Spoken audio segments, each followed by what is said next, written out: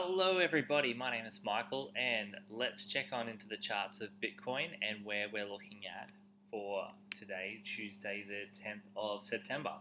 So this morning, Brizzy time, we had the impulse which continued through the morning until 7 o'clock, which is where we broke through the 50% level. We reached a swing failure candle and we wicked out two liquidity levels just above. One was the liquidity retest level at 57,625, and we have come back down below the 50% level. So we're still on the weak side of the retracement in current time.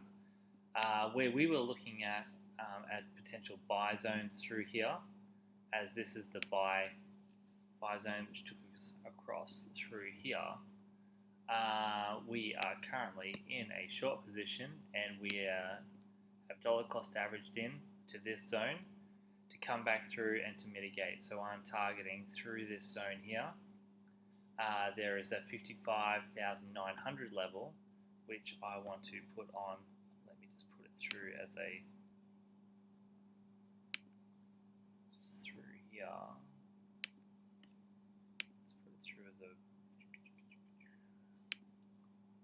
So through here, on the heat maps, we can see here, this is Bitcoin's liquidation level, that we can see that there's nothing really, there is nothing to the top side of any genuine significance.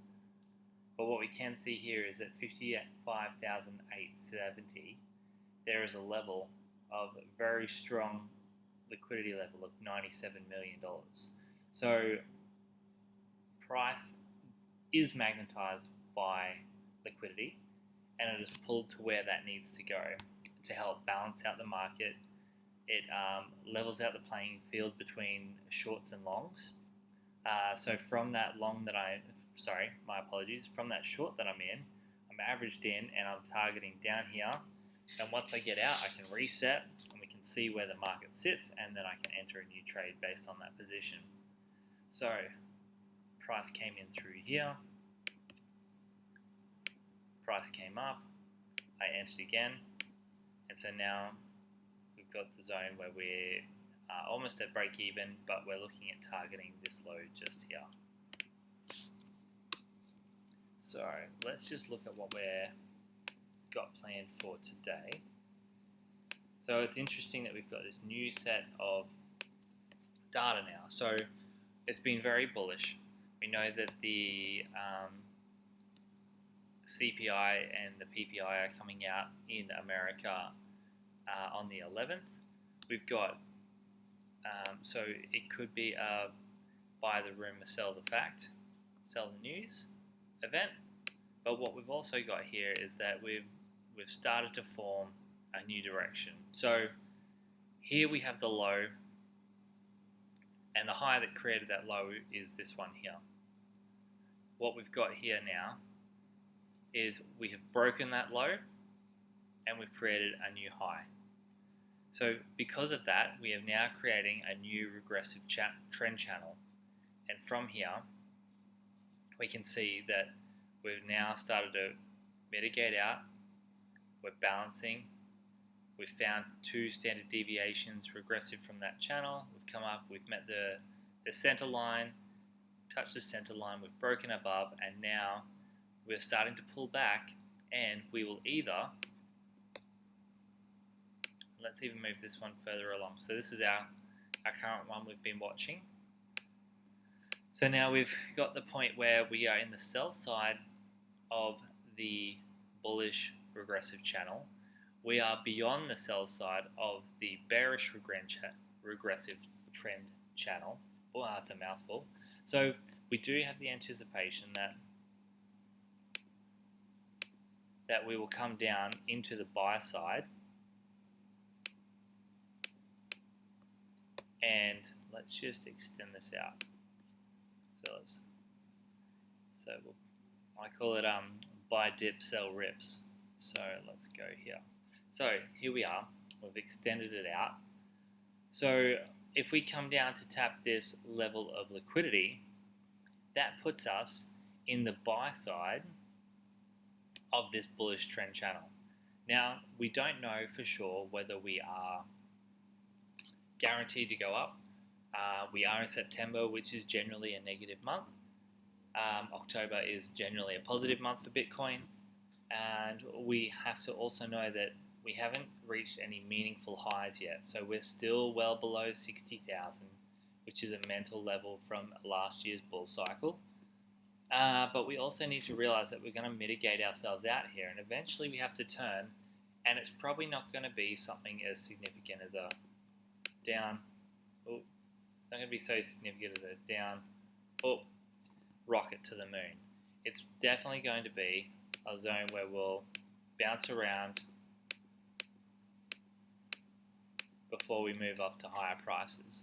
So here we are. This could potentially be the low. It might be. I'm not sure. But what I want to see is that as we will drag out this bearish regressive trend channel and we'll extend out the bullish regressive trend channel, I want to see how price plays in. Will price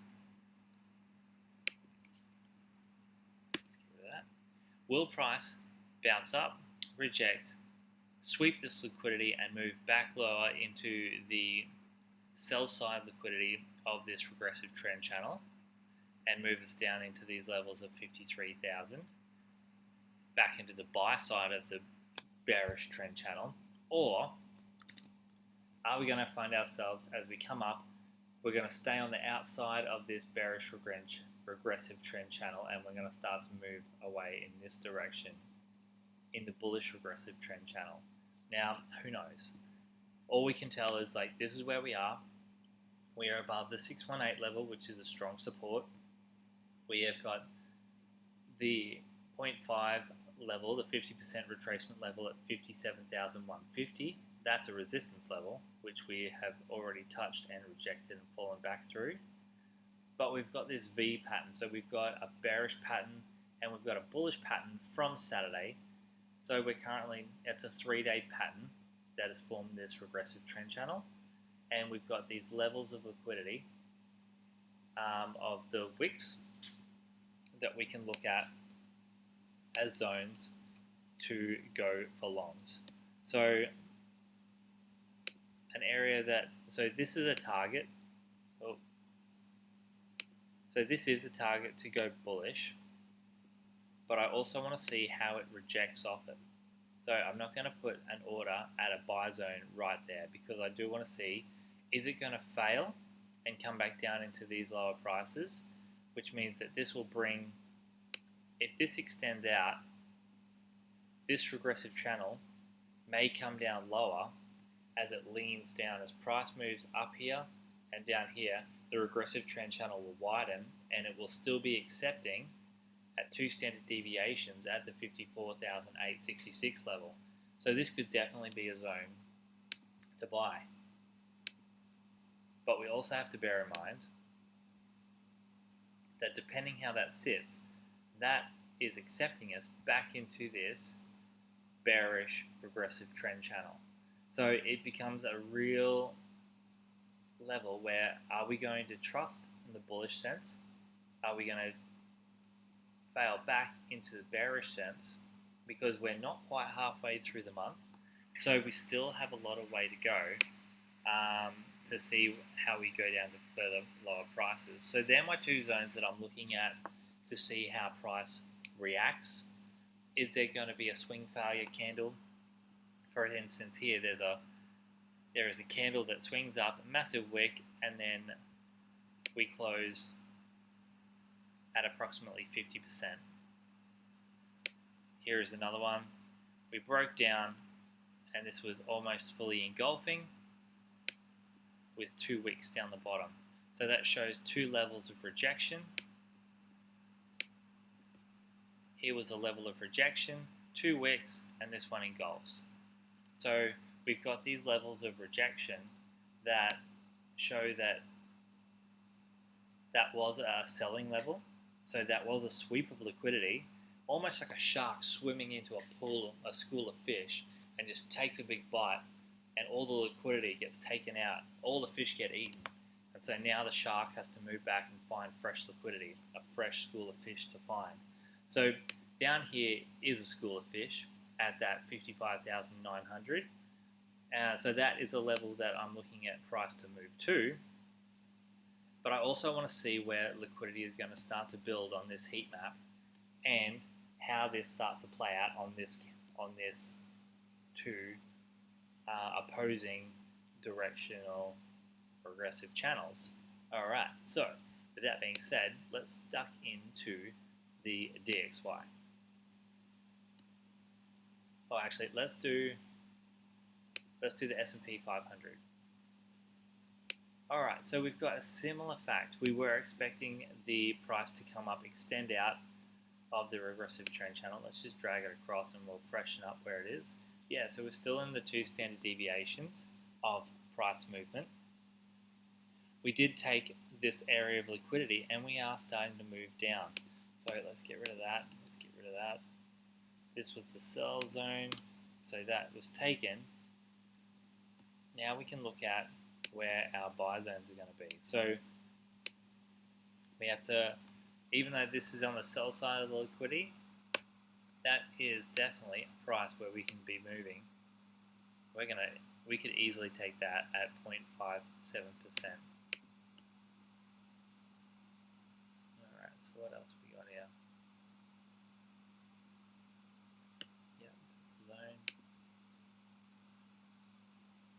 So that's a wick, and we come through, we just touched the top of that one, and it is also coming through an imbalance. So that forms a nice zone. This was the liquidity sweep just here.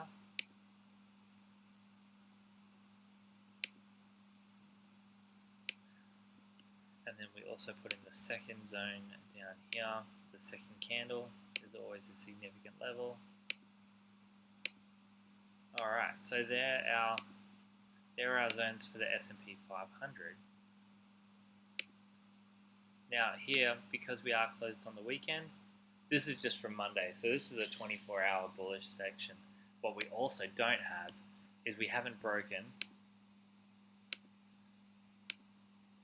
this protected high. So until this protected high is broken, we can't form a regressive channel from here across. So this one is insignificant because we need to break that high to actually form that regressive channel to make it anything meaningful. Where if we have a look at Bitcoin, it's showing more strength because we have broken this protected high from here. We've broken and we've come back down, so that gives us a bullish sense to Bitcoin, which maybe that means that they're actually starting to lead.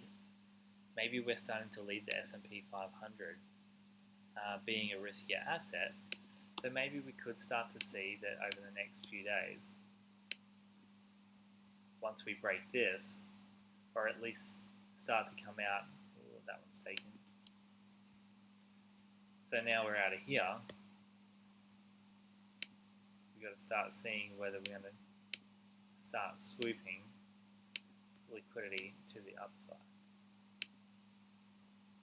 But we do need to come past that 5,500 mark to see where we go from there, because that is the level before we can start believing that we're bullish. Alright, DXY, here we are. We are in a bullish territory. We are in the sell side liquidity.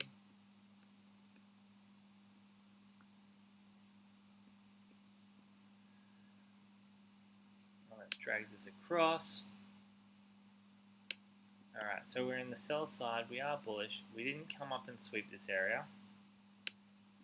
There was obviously a level of resistance in the market.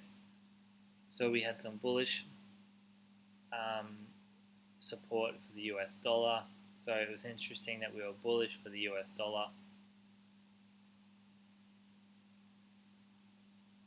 And as we were bullish for the US dollar, it traded off for Bitcoin falling. So as we got stronger in the US dollar, BTC and S&P 500 starting to fall away.